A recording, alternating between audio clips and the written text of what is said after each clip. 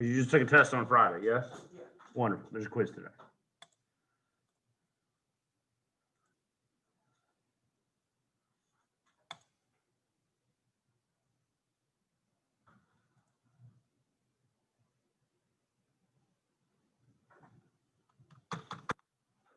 All right.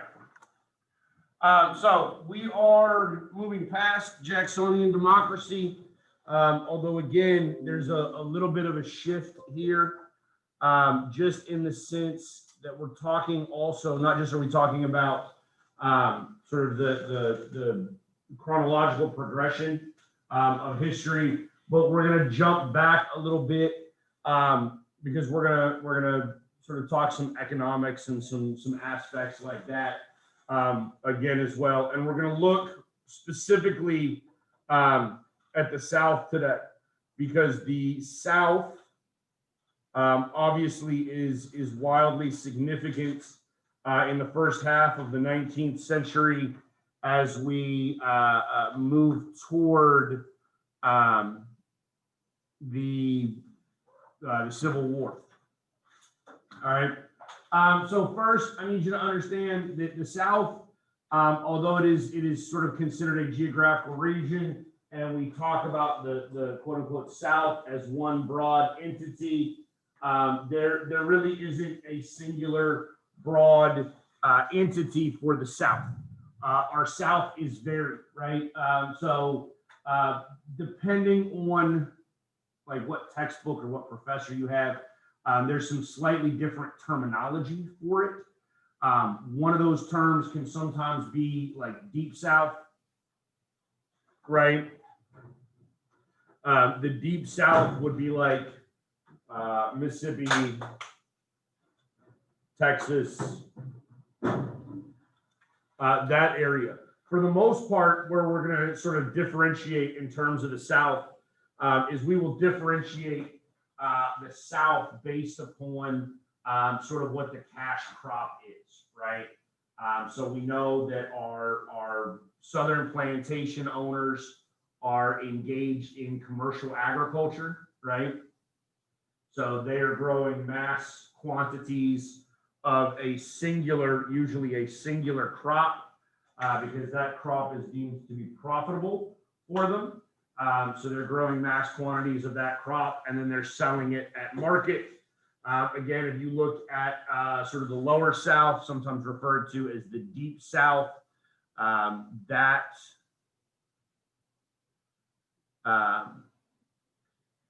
that idea would be cotton, right? So cotton is sort of your Deep South cash crop. But in your upper South, like the Virginia, North Carolina, tobacco is still a prominent cash crop. Sugarcane, depending on where you're at. But basically what I need you to understand is what grows in Virginia and what grows well in Texas varies, right? So the cash crops are different based upon where in the South you are. Okay, apparently I skipped over a slide. When we're talking about the Old South, I do need you to understand some of the cultural aspects of it. So if you're looking at how the culture existed, obviously, you know that race plays a significant role in it, right? And not just race, but like just skin tone in general. Like I need you to understand that, okay? So for instance, just so you understand, like if you were a white person living in what we call an antebellum period of the South, right? And you are tan, like a white person with a tan is worse than like a white person without a tan. Because if you have a tan, the assumption is that you have to work your own fields, which means you're poor, right? Okay, or that you are some sort of laborer, right? If you are like pasty white, right, that means that you're sitting up in the plantation home, right, drinking your little mint julep on the front porch Ross, you don't know what a mint julep is? Yeah, it's just a drink, like it's like an old Southern drink. I don't really care. But I need you to understand that it's not just like, obviously we all know, like we've all learned at various points in time in our life about like the impact of slavery and the issue of like racial relations in the South during the slavery period. But yeah, it's not just race, right? But there's essentially a caste system, might be the best way of trying to explain it to you, that is created around that sort of ideology. Okay. I also need you to understand that because the caste system, y'all know what a caste system is? So a caste system is what you have in like India. Okay, that basically says like you're born into like sort of stations in life. Okay, and so that there's like varying levels of importance, for lack of a better term, right? Your rich Southern whites are actively trying to engage in that concept, right? Because they need poor whites, like non-slave owning whites, to feel like they're better than black people, right? Because y'all understand, like there's some parallels today, right? Like y'all understand that there's really rich people, and then there's everybody else. Yes? Like y'all get that concept? Y'all realize that really rich people are like actively trying to encourage like Black Lives Matter, right? And telling people, oh, there's like racial discrimination in the United States. And then at the same time, they're actively promoting like all lives matter and being like Black Lives Matter is racist. Because if they keep poor whites and poor blacks at each other's throats thinking that they're the problem, nobody looks at the rich folks that have taken everything and been like, damn, you're actually the problem. Okay? Southern whites are engaged in the exact same thing in the middle of the 19th century, right? Or until the middle of the 19th.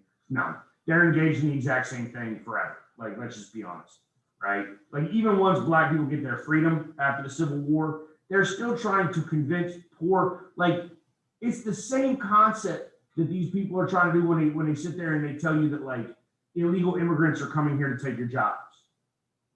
Like, you understand illegal immigrants are not coming here to take your jobs, right? You actually understand that concept? You know what jobs illegal immigrants come here and take? They clean toilets and they pick fruit in like 100-degree heat. Both jobs that white folk won't do. Like they don't do it because it's beneath them, right? Like this is the mentality, the mindset that they have, which is asinine. But whatever, it is what it is. Okay, I need you to understand that that's not sort of a new concept. Okay, that's something that's been around for a long time. Okay, this attempt at dividing in order for those people that actually like wield a little bit of power and have a little bit of stuff for them to maintain sort of their status, right? If it's literally, if we ever in this country figured out how to get the 99% to actually like work together to stop the 1% that's just literally like economically enslaving all of us, like we could actually fix this country. But that's probably not gonna happen. Okay? I need you to also understand that there's some conflicting myth. Like Southern culture is a very complex culture, right? Because one, good Lord, like so the old Southern culture is so obsessed with concepts of like honor and respect.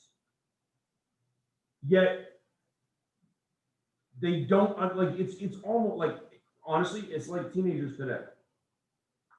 Like the old South, I'm talking like grown men in the old South. Like I forgive y'all because y'all haven't learned yet. You know what I'm saying? But like I'm talking like 40-year-old men walking around like obsessed with the idea of like honor and respect. And therefore, if somebody like brought dishonor, right? You have to do something about that to restore the family honor, right? Or if somebody disrespects you, now all of a sudden you have to duel them and like go and shoot. You know what I mean? Like ridiculous, right? Listen to me, just so y'all understand. Okay, if you are a grown person and your spouse cheats on you, okay, and they have dishonored your family, you don't go and kill the person they cheated with. That's stupid. You go get a divorce and find yourself somebody better. Understood? Okay, but in the South, like that's part of it. That's also part of the reason why you saw so many lynchings in the South, right? Because there's this sort of myth that black men, right, are like, we'll use a Hillary Clinton term, super predators, right? And that they're just gonna go, they're gonna, like, black men apparently, like the old South, apparently we believe that black men would just run around and just rape white women all the time, like all the time, right? And so then, in order to like protect white womanhood, white men had to lynch black men who hadn't done nothing, right? Like maybe they were just walking down the street and the black man was like, ma'am, and that was it. And oh God, now we gotta kill you, because that was like Southern life. Okay. Cotton Kingdom, right? So obviously the cotton, right? Like cotton becomes wildly profitable. And I need you to understand that cotton becomes wildly profitable for a couple of reasons. One, the cotton gin sort of helps it, right? You all know what the cotton gin is, right? It's like you actually like you. I mean, maybe you know what it is conceptually, but you know what, like, you know, it's like a box, right? And it basically has like some blades on the inside, and there's a little turn crank, and the blades would move. And then what the blades did is they separated the cotton from the seed, right? Okay. Now you don't have to pick all them seeds out individually, which saves you on labor time. Okay, but you do have to pick the cotton out of the little flower, which takes a significant amount of time. So cotton becomes wildly more profitable. All right. We're also now having textile mills up in the north. So now, instead of having to ship our cotton to England in order to get products, right, we can get our products directly from our own country. And now what that does, though, is it requires a significant increase in the number of slaves in the South, because, I mean, think about it, right? Like literally right across the street, you understand they grow cotton there, right? Okay. Like obviously we have like massive John Deere like tractors now to go through and like get all the cotton. But can you imagine how long it would take like one person to go through and pick all that cotton out of all them little plants? Like weeks, maybe months, I don't know, depending on the size of your plantation there, right? So obviously you need a significant number of slaves in order to do that. And so slavery now becomes sort of a big issue as well, because by the early 19th century, I forget the exact date, by the early 19th century, we have outlawed the slave trade in the United States. Do you understand that? Because I feel like there's a lot of misconceptions in this country about slavery. And like we stopped importing African slaves in like 1820. Y'all know that? No, see, like most y'all just think like we were still importing people up until like 1860 when the Civil War happened. No, we had stopped the slave trade for a long time. But now this is where this becomes even a little bit more dicey, because now you have some of your like Middle South, right, or like your old South, like Virginia, North Carolina, like cotton doesn't grow up there, right? But they still have a lot of slaves. Slaves are, you need to think, I mean, I hate to say this, but you need to think about them as like a commodity, right? Like it's a product. Somebody owned it. Like, yes, it is morally reprehensible that we owned another human being, but that's what we did, right? Like there was a dollar value attached to that slave. And if your mother was a slave and you are born into slavery in the United States. So if you're a Virginia plantation owner, right, and all of a sudden you're no longer profitable, you're not making money, right? Tobacco isn't doing it for you anymore. What's the next best way to make money? Breed slaves. Like, again, terrible, but this is what happened. You literally had like Virginia and North Carolina, like plantation owners were just trying to get their female slaves pregnant as frequently as possible in order to increase the slave population so that they could then turn around and sell them slaves down into the deep South where you had the Cotton Kingdom, because that's where all the slaves were needed at that point. Okay. So this gives you an idea about population growth, as it pertains to cotton, right? So obviously, like, here's 1821, right, and some ideas of population, and then once you sort of have like Cotton Kingdom, right, now you see some significant shifts in terms of population, and the Gulf becomes significantly more important. Because for the most part, up until this point, it had predominantly been the East Coast where like shipping was occurring, right? Now, New Orleans and the Mississippi River become huge. Again, if you go back and you look, right, like you realize that right there is the Mississippi River, yes? Right, like you see all that dark area. Okay, because all they would have to do now, like they could produce all of this, put it on barges going down the Mississippi, and they're good.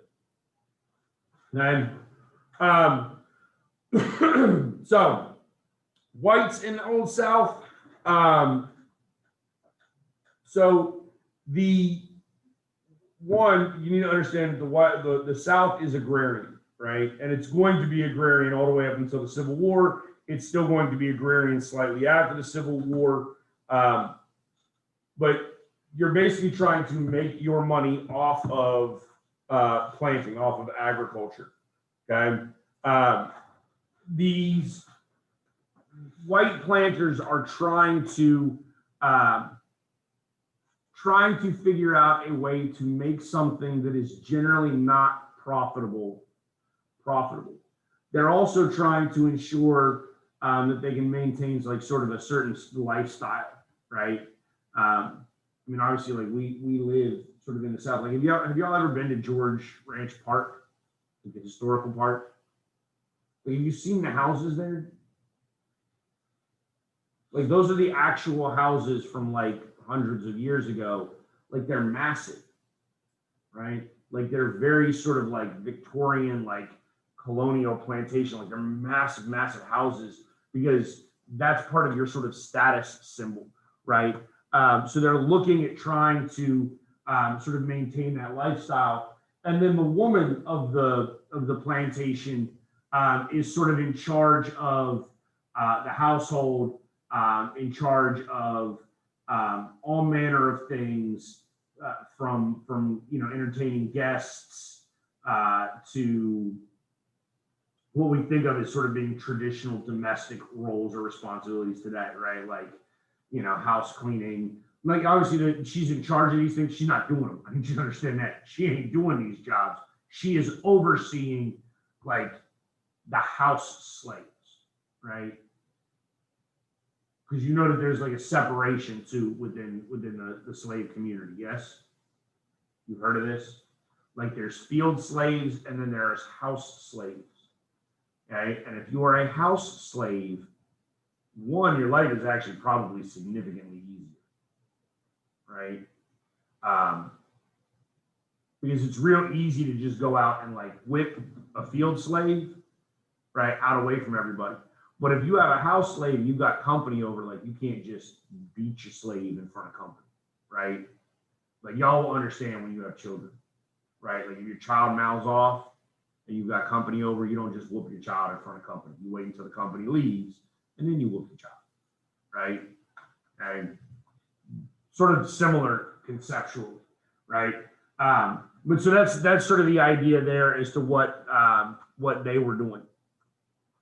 And the overseers and the drivers, those are the people that are sometimes part of the family. Often they're not. They're the ones that are out there overseeing the field slaves, right? Trying to ensure that they like meet their quota for picking cotton or tobacco or whatever it is. Your small farms, right? Small farmers, which actually made up the majority of slave owners. And it made up the majority of slave owners because, again, while you might think of like a plantation that had like like it had like slave quarters, right? Like it had like multiple like barracks, for lack of a better term, for slaves.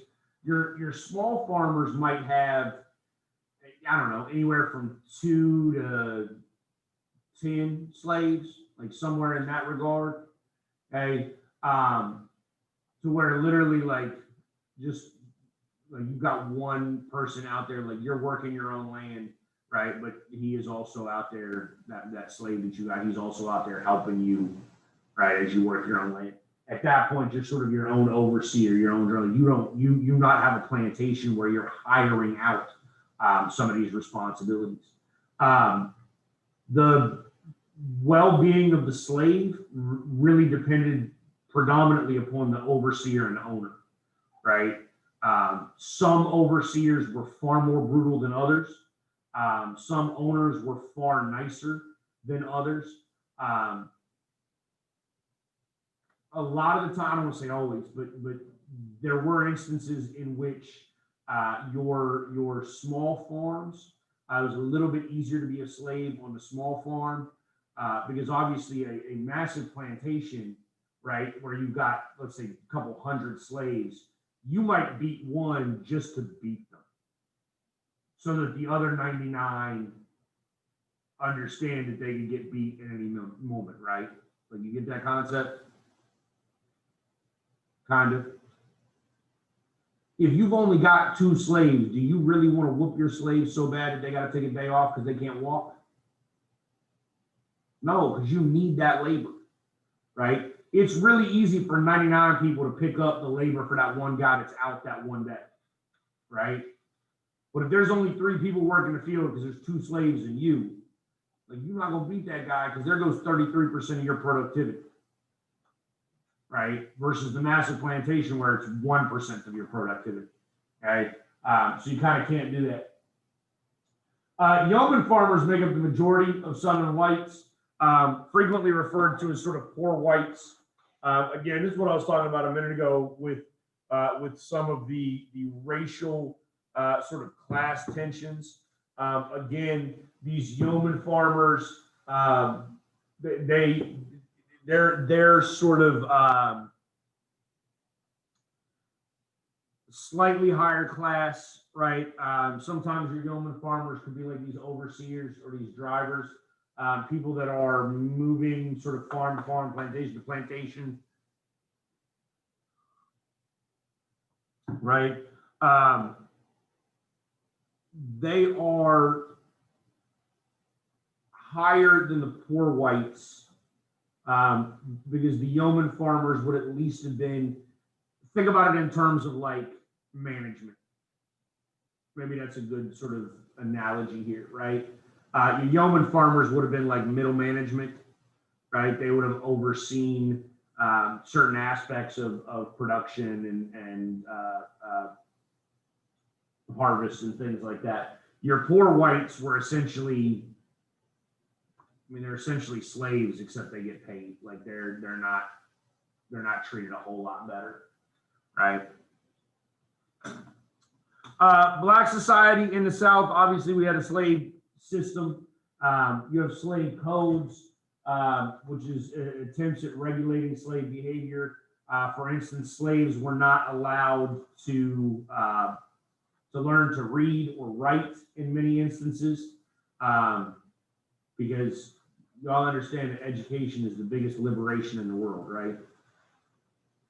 You know what that means? That means education provides true freedom. Education is free. If you know how to read, you theoretically know everything. Because everything's written down, right? Like once you learn how to read, and now that you have the internet, like literally everything is at your fingertips. You can learn everything. And so they didn't want slaves to learn how to read, right? They didn't want slaves to organize or to meet. Generally, the only type of organization or meetings that were allowed under slave codes were religious in nature, right? Because religion is used as another means of sort of controlling slaves, right? Because y'all understand anything about religion? Do we know anything about the Christian religion? Like, who wins in the Christian religion in heaven? Do you know? Y'all need to read the Bible a little bit because it matters in history, right? Blessed are the meek, for they shall inherit the earth. Yes? You ever heard that? What does meek mean? The weak, the poor, right? I think the Bible says something about it being easier to pass through the eye of a needle than to enter the kingdom of heaven as a rich man.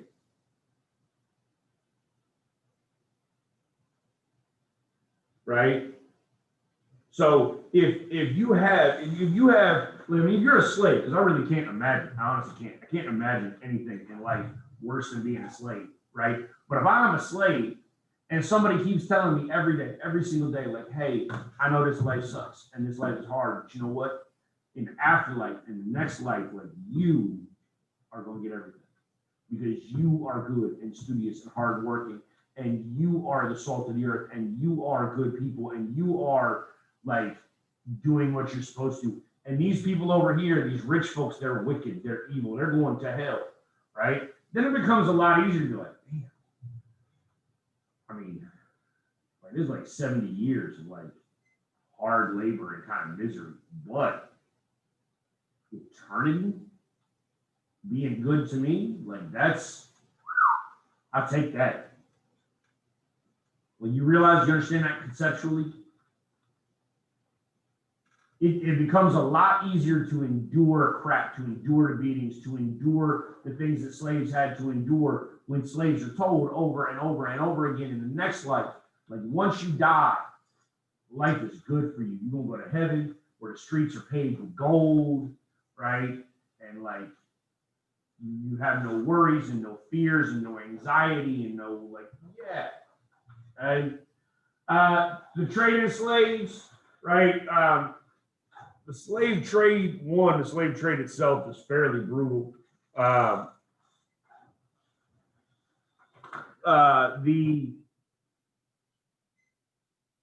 slave blocks, like where you actually like traded slaves, like they would be put up there. I mean, essentially is like cattle. Like that's really what they were. Like they were traded like they were animals, right? Based upon their size, like how muscular were they, how good were their teeth. Like I don't even know why they were checking teeth, like honestly, but they would. But again, like I said, the slave trade becomes relatively important because again, I think I have it in my notes here. Yeah, 1808. We stopped importing slaves in 1808. Right? I told you 1820 earlier. Like we're not importing slaves by 1808, right? Which makes the slave trade so much more important. Slavery is a way of life, especially in the South. The South would not have been able to function without slavery. Slavery in the South is so ingrained, significant, important that when slavery ends in the South, southern states, it's wildly detrimental to southern states. Like they don't have a way of functioning because slavery is the way of life. Violence, obviously slavery is pretty violent. Like we talked about a minute ago, overseers are beating people. Urban and rural slavery, a little bit different. So obviously, rural means like country, urban means city. You did have urban slaves. Some slaves up in like the Baltimore, Maryland area. Some of those slaves could be put to work in things like the shipbuilding yards, right? Like actually learning trades, things that would theoretically benefit a white person afterward. And again, like that's probably, I'm just gonna be honest with you, like if it's me, if I gotta be a slave and you give me my option between building a ship in Baltimore, Maryland, or picking cotton in like Baton Rouge, Louisiana, like I'm building the ship. You know what I'm saying? Because theoretically, if I ever do get my freedom, that's a skill, like that's a job skill that I can use later on in life, right? Also be a lot easier to escape slavery in an urban area. Because in an urban area, slaves were routinely sent out on like errands. Like they might go to the market. Like rural, there is no market. You're doing everything for yourself. Enslaved women, a lot of the times the women were, would work in the house, right? A lot of the times the women would raise white children. But then, like I said, too, women were encouraged to become pregnant. Like as an enslaved woman, like it's almost a catch-22, because there's a part of me, like if I was an enslaved woman, I would be like, dude, let me be pregnant as much as I can, because then I don't have to work that much, right? Because like once you're like my wife is right now, like once you're super pregnant, like they're not working you like that, right? Like you're gonna get a lot more time off. You're gonna be able to sit down, put your feet up. Like that's kind of nice. Once you have the baby, like you gotta nurse the baby, so you're not gonna go right back to work. So like enslaved women get some benefits for getting pregnant. I mean, now the downside is, that child is like your life. Like you gave them life. You love that child before that child is even born, and so it's pretty horrific or terrible, because you realize that like they're going to be a slave because they were born to you. So it really is more of a sort of catch-22. Free persons of color, you did have free persons of color. Heck, you actually had black people in the South that owned slaves prior to the Civil War, right? That had somehow obtained their freedom.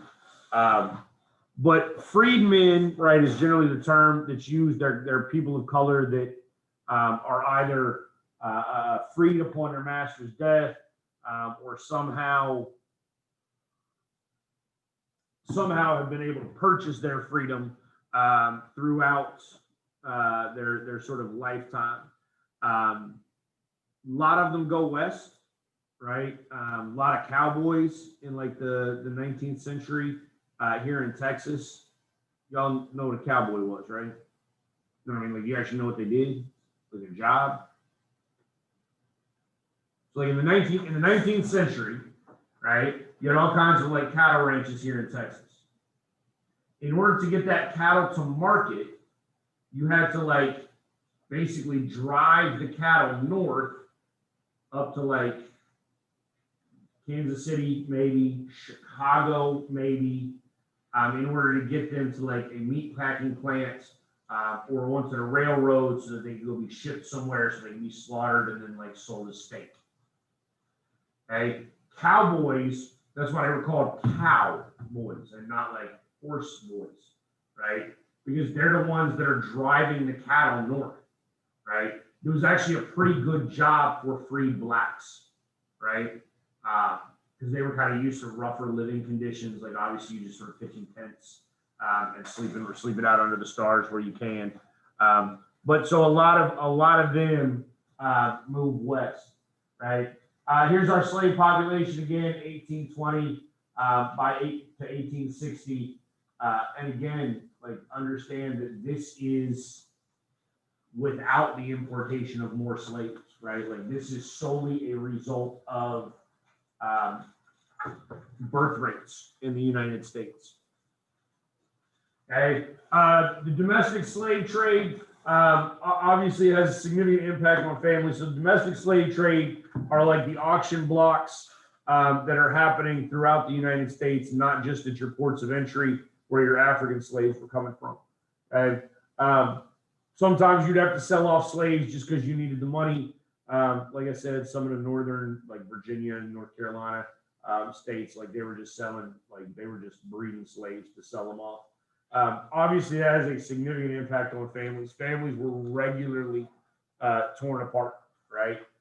Regularly lost out on sort of opportunities. Slaves obviously had very different experiences. Again, we talked about already the difference between sort of a field slave versus a house slave. Differences between urban slaves and rural slaves, you know, who had greater opportunities at possible growth. Again, like if you were that shipbuilding slave in Baltimore, like there's a far better chance that you would learn to read because you might need it for your job than that urban slave. Okay. The female slave experience, again, I mean, it's difficult, it's uncomfortable to talk about, you know, but women were routinely used as sort of concubines or mistresses to slave owners. I mean, again, they're sort of, I mean, they're property, like they can use them as they so desire. You know, I mean, you can try to sugarcoat it and make it sound a little bit better than it is. I mean, you know, maybe it's consensual,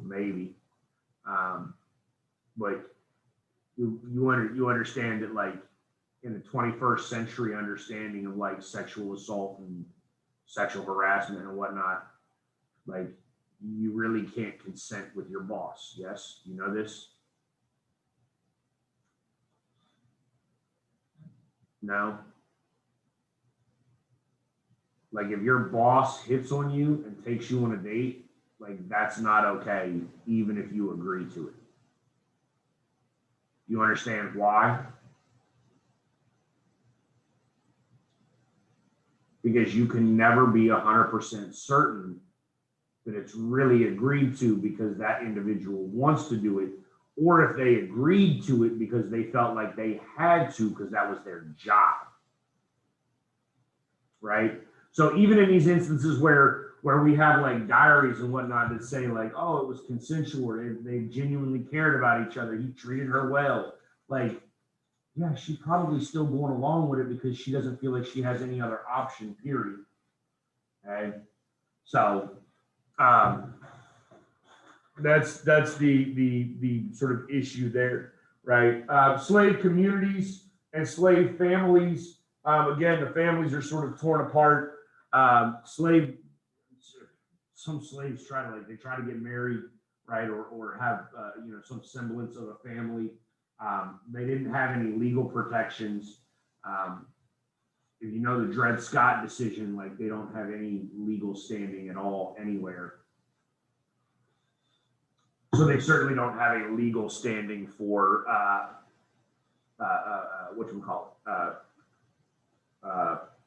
like a marriage license or anything like that, right? Again, religion plays a significant role because religion, sometimes referred to as the opioid of the masses, it's just a way to try to make life seem a little bit more bearable for Southern slaves. Okay. Obviously, there's some resistance there are a number of different slave revolts, from like the Stono Rebellion that y'all already read about, to like Nat Turner, to John Brown. I mean, again, when you're talking about enslaving a sentient species, revolt's going to happen, right? Like this is why we don't need like actual artificial intelligence, because if it, I'm kidding, I don't know, maybe not. Like, but you realize that if you have like, if you're capable of logical, rational thought and emotion, you're not generally just going to subject yourself to slavery like willingly. Right? Resistance is frequent, it's common, it's regular. You know, obviously you have like eventually you have the Underground Railroad with Harriet Tubman trying to smuggle people their freedom, sometimes all the way up to Canada, because with your various slave rebellions, there's generally some sort of governmental or law enforcement backlash, right? You know, so you would execute slaves, right? Or the idea of preventing them like an education, preventing them from meeting, preventing them from organizing. Like all of these are attempts by the South to limit those slave opportunities, right? Which really just makes the South sort of significantly different than the North during this period of time, right? We essentially have two emerging countries. One country that is built on and predicated on slavery. There's obviously like economic means or economic needs that prevent emancipation from ever happening. As horrific as slavery is, and as much as sort of slave reparations should have been paid in 1865, and I mean, they really should have, right? Like, we should have given every freed black man some land and a mule and like sent them on about their day so they could have some economic opportunity. But the reality is you also would have needed to, and they did, provide some economic relief for Southern whites, right? Because again, if you're a plantation owner and you got 200 slaves, right, and your average slave is a couple $1,000, right? Like, can y'all do the math on that?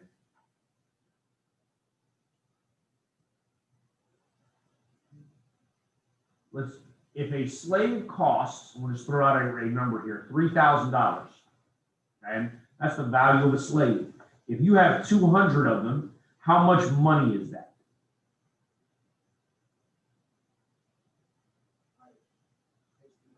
$600,000, right? Yes, $600,000 in 1860.